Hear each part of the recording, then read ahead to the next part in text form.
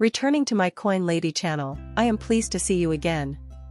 Another XRP ETF was submitted to the SEC on Tuesday. Seeing this as a group of people doesn't surprise me either.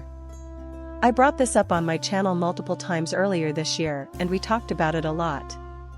I indicated that I wouldn't be surprised if additional XRP ETFs were filed this year, especially at the beginning of the year. Uncertain of its likelihood of occurring.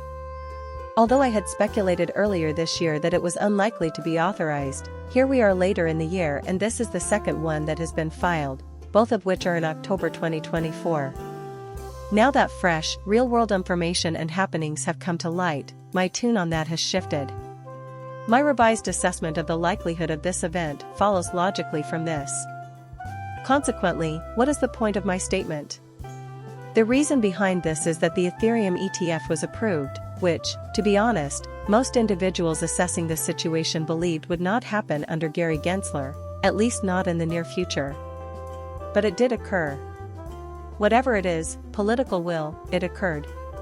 Since that is the case, I believe the SEC will have a very hard time rejecting any other XRP that is applied for, particularly when it comes to a cryptocurrency like XRP that has already been through a lot, has legal clarity, and has been around for more than 10 years.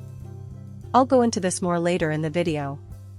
It will be difficult for the SEC to ignore that one, but I feel compelled to bring it up anyway because there are crypto media outlets and others who would have you think this is going to be an incredibly difficult fight. Additionally, the answer is conditional. Some individuals at the SEC are not beyond acting dishonestly and maliciously. If they wish to engage in particularly heinous behavior related to XRP, that's okay with us, but they will face penalties anyway. Just so we're clear, I don't come from a financial family or anything.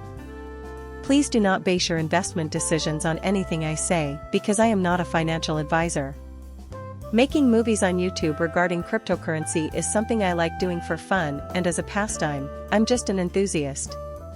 Just so you know, before we get any further, the founder of this investment firm claims that there is increasing demand for this product, which is one of the main reasons why the second XRP ETF was filed for.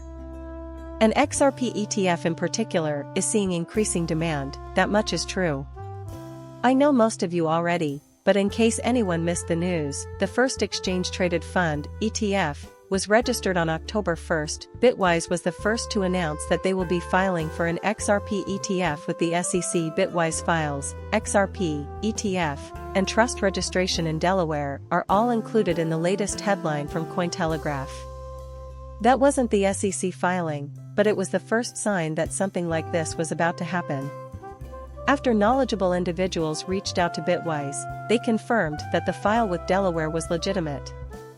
The real filing with the SEC didn't happen until October 2nd, the following day. Just a few hours later, the SEC filed an appeal challenging the decision made by Judge Torres in the SEC v. Ripple case. Rare punctuality. It seems the appeal was bound to be rejected anyhow, so I'm good with that. Would it be feasible for these little devil asshat pricks to be delayed for a couple more days? What the heck? However, they raised it in an apparent attempt to stifle any good price movement for XRP. Perhaps they failed in this endeavor. They were largely unsuccessful. At this point in time, I think it's quite obvious to anybody owning XRP that XRP is legal clarity, thus there's not much fear over old XRP. At this stage, it is of no consequence. So that's the story. But stories like this still make news. You may see this one on Cointelegraph from a few days ago. US election analysts will determine the fate of the XRP ETF. Following the SEC appeal.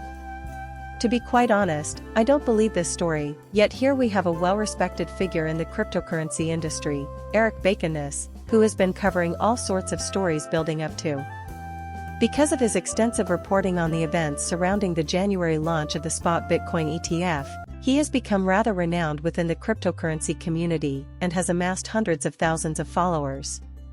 His thoughts on two possible XRP ETFs are detailed below. Presenting the initial one.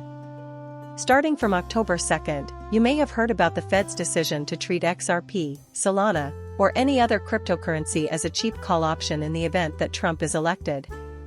This means that Gary Gensler will likely be fired, and Harris's victory is still up in the air. This will never be accepted, and after the call expires, it will be useless. Look, perhaps he's correct. Just because I'm speculating makes me wary of that. It is true that the SEC will allow Bitcoin through first, then Ethereum, and then they will close the door on those two cryptocurrencies. Best of luck. Can you recall the first rationale for the Bitcoin ETF's approval? Reason being, Grayscale prevailed in their lawsuit against the SEC. Gary Gensler and the other jackass hats at the SEC will never be able to recover from what transpired, since the judge made it quite apparent that there is no method to launch the Bitcoin ETF. It is reasonable to conclude that it is not safe to do so. They let the ETH ETF through after that, so that one went through. The present bureaucracy, with its current leadership, if you must use that term, at the SEC cannot possibly get away with anything, and there is no valid reason for this. I am not claiming, however, that they will never turn down an XRP ETF. They could, but if that occurs, they should brace themselves for an onslaught of lawsuits, likely from a plethora of parties, and inevitable defeat.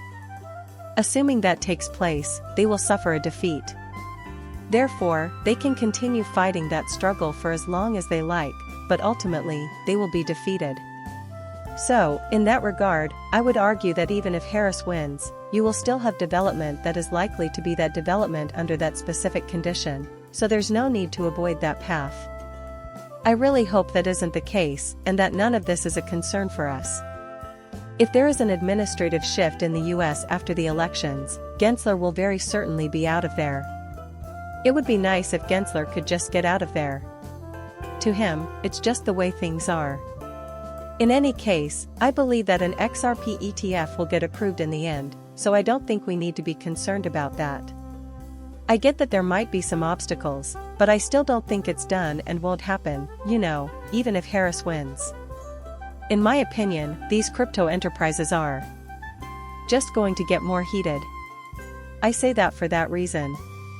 Furthermore, if you believe it, the appeal will impede progress. By the way, I have a strong disagreement.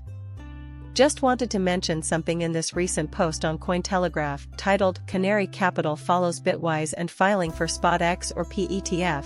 I'll get into the details in a bit. If my memory serves me correctly, they mentioned the XRP ETF, including SEC's appeal of its case against XRP issuer Ripple, and said that there are likely substantial obstacles to approval. I'd like to hear more about this. Seeing my video is an honor. Thank you for watching my channel and for subscribing. I will see you later.